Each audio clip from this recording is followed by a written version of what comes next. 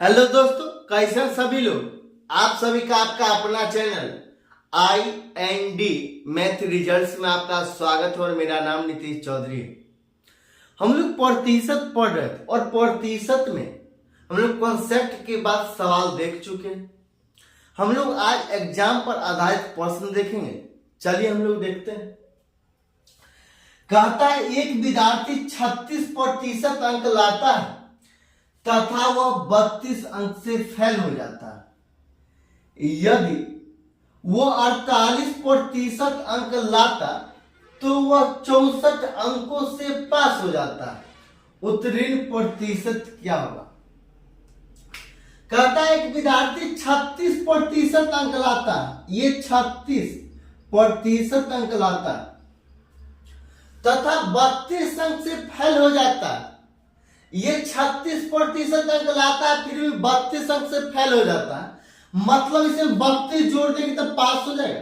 ये 32 जोड़ देंगे तो पास हो जाएगा। आगे कहता है यदि वह 48% अंक लाता है तो वह 64 अंकों से पास हो जाता है। मतलब 48% अंक लाता है तो 64 अंकों से पास हो जाता है। मतलब 5 से 64 अंक अधिक होगा तो यहां पर 64 घटा देंगे तो सिर्फ पास हुआ।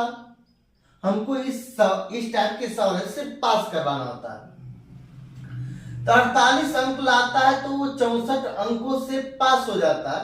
उत्तीर्ण प्रतिशत क्या होगा। कहने का मतलब ये एक बॉर्डर है, ये बॉर्डर है। यहां पे ये 36% अंक लाता है। यहां से 36% अंक लाकर यहां जाता है, इस लाइन पे जाता है, ये लाइन पे जाता है, वहां से 32 अंक से फेल हो जाता है। तो इस दोनों के बीच में दूरी क्या है, 32 अंक। तो यहां 32 अंक जोड़ दिए। अब ये 48% अंक लाता है, ये 48% अंक लाता है और 64 अंक से पास हो जाता है। मतलब 64 अंक अधिक ले आता। पास होने के लिए 64 अंक और कम भी रहता तो काम चल जाता। तो यहाँ पे 64 अंक अधिक ले आता है तो इसलिए घटा दिए तो फिर ये बॉर्डर पे चल आएगा। तो आगे सवाल में कहता उत्तीर्ण प्रतिशत क्या होगा। मतलब इस बॉर्डर पे लाने के लिए कितना प्रतिशत अंक चाहिए। 32% है या 48% है।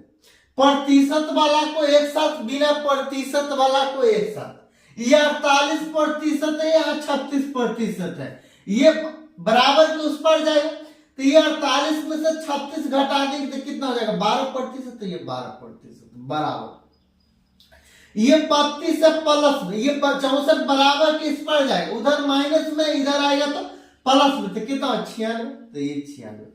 तो 1% बराबर कितना हो जाएगा, 8। तो ये 8। ये 1% बराबर 8 आ गया। उत्तीर्ण कहता उत्तीर्ण प्रतिशत क्या होगा। कहता क्या, उत्तीर्ण प्रतिशत क्या होगा। मतलब ये बॉर्डर पे आने के लिए कहता है तो ये 8 अंक लाता है तो 1% होता है। तो ये 32 अंक में कितना प्रतिशत होगा। तो ये 36% प्लस 32/8 मतलब कितना, 4%। तो कितना हो जाएगा, 40%। ये 40%। आप यहां भी रख सकते हैं। ये 48%, ये 48%, यहां माइनस है। ये 64 को 8 से भाग देंगे तो 8 ही 8 ही 64। तो यहाँ 8% हो जाएगा।